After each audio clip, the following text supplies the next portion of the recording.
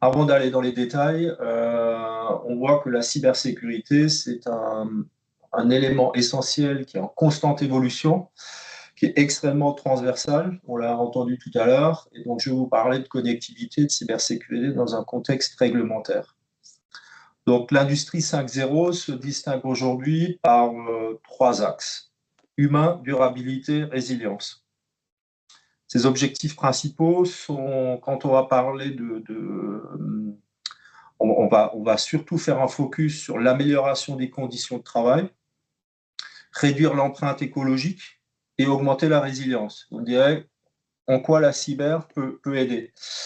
Là, on voit très clairement un exemple réel d'un contrôle automatisé. On a entendu tout à l'heure reconnaissance visuelle.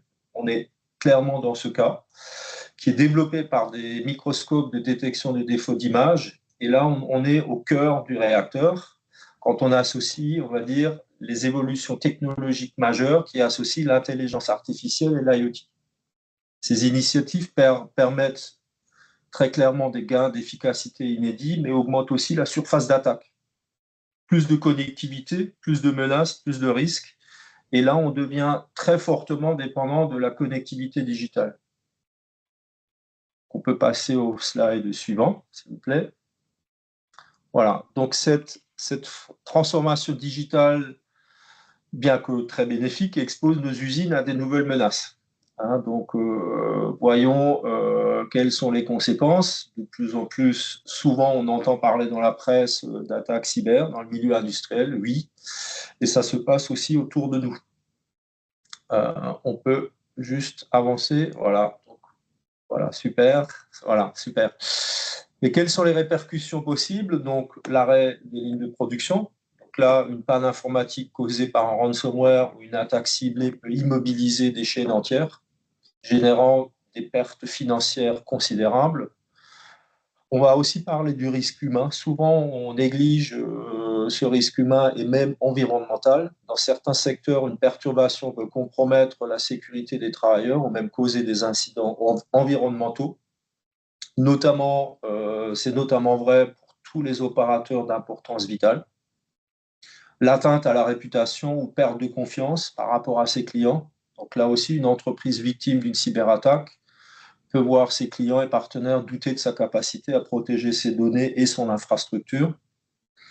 Et on voit aujourd'hui, quand on interroge un peu le marché, beaucoup d'industriels se déclarent, 49%, donc la moitié des industriels, pour être court, se déclarent cybermatures. Qu'est-ce qu'il en est des 51% d'autres? C'est une question que je me pose. Donc là aussi, il y a un dispositif, on va dire, on va mettre au centre du débat la disponibilité, la confidentialité, l'intégrité des données. Et sans conteste, aujourd'hui, le rançonnage devient l'une des premières menaces que l'on voit, que l'on voit, on va dire, de façon quasiment récurrente autour de l'écosystème industriel qui est le ransomware.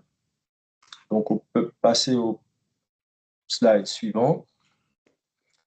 Alors, comment faire? Comment être plus robuste? De nouvelles réglementations apparaissent et qui imposeront des exigences de cybersécurité toujours de plus en plus strictes. Moi, personnellement, je vais les voir plutôt comme une opportunité, mais en contrepartie, elles vont renforcer mon dispositif de cybersécurité en intégrant des stratégies adaptées aux environnements industriels. Elles vont associer la technique, l'humain et le process, et souvent aussi les organisations.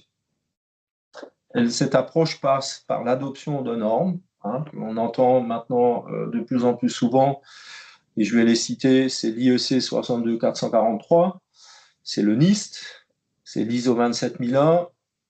Le gros avantage, c'est qu'elles garantissent une structure et une organisation de la cybersécurité de façon normée. Et on a besoin de ça. Elles permettent aussi de mettre en place une défense en profondeur, et là, à l'instar, on va dire, de multiples couches pour se protéger, en sachant qu'une unique et seule couche n'est pas suffisante aujourd'hui.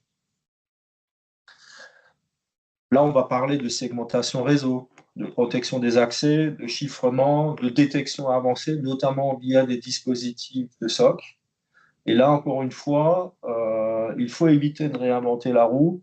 Il faut s'appuyer sur ce qui existe et renforcer une collaboration accrue entre les environnements IT et OT.